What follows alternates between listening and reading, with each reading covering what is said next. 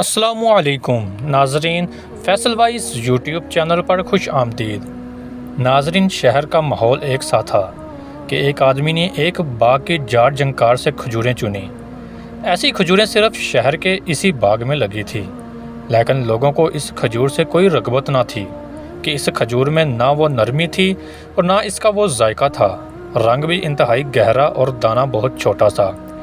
وہ غریب آدمی جس کی ناک موٹی، آنکھیں چھوٹی، رنگت سیاہ، چلتا تو ٹانگیں اٹک اٹک جاتی، بولتا تو زبان میں لکنت غربت سی غربت کی نسلی غلام رہا تھا، کھجوریں جولی میں ڈالے شہر میں فروخت کرنے کی کوشش کر رہا تھا۔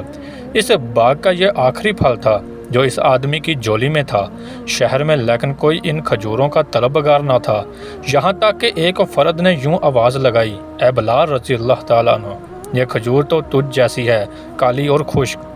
دل کا آبگینہ ٹھیس کھا گیا، آنکھوں سے آنسو رواں۔ بلال حبشی کھجوریں سمیٹ کر بیٹھ رہے کہ ایسے میں وہاں سے اس کا گزر ہوا جو ٹوٹے دلوں کا سہارا بے، جس نے مسکینوں کو عزت بخشی، وہ جس کا نام ہے غم زدہ دلوں کی تسکین ہے، ہاں وہی محمد صلی اللہ علیہ وآلہ وسلم۔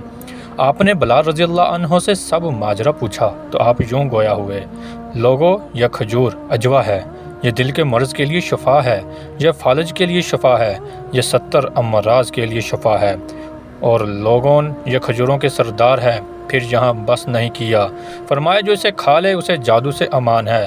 منظر بدل گیا، وہ بلال رضی اللہ عنہ جس کے پاس چند لمحے پہلے تک جاڑ جنکار تھا، اب رسول خدا صلی اللہ علیہ وآلہ وسلم نے اسے غنی کر دیا۔ پھر راوی لکھتے ہیں کہ لوگ بلال کی منتیں کرتے اور بلال کسی مچلے ہوئے بچے کی مانند آگے آگے بھاگتے۔ تاریخ گواہ ہے کہ وہ جسے کبھی دنیا جاڑ جنکار سمجھ رہی تھی، بلال رضی اللہ عنہ کی جولی میں آ کر اور مصطفیٰ صلی اللہ علیہ وآلہ وسلم کی زبان مبارکہ کا صدقہ آج بھی کھجوروں کا سردار ہے۔ ناظرین، ہماری آج کی ویڈیو آپ کو کیسی لگی؟ لائک اور کمنٹ کر کے ضرور بتائیے گا۔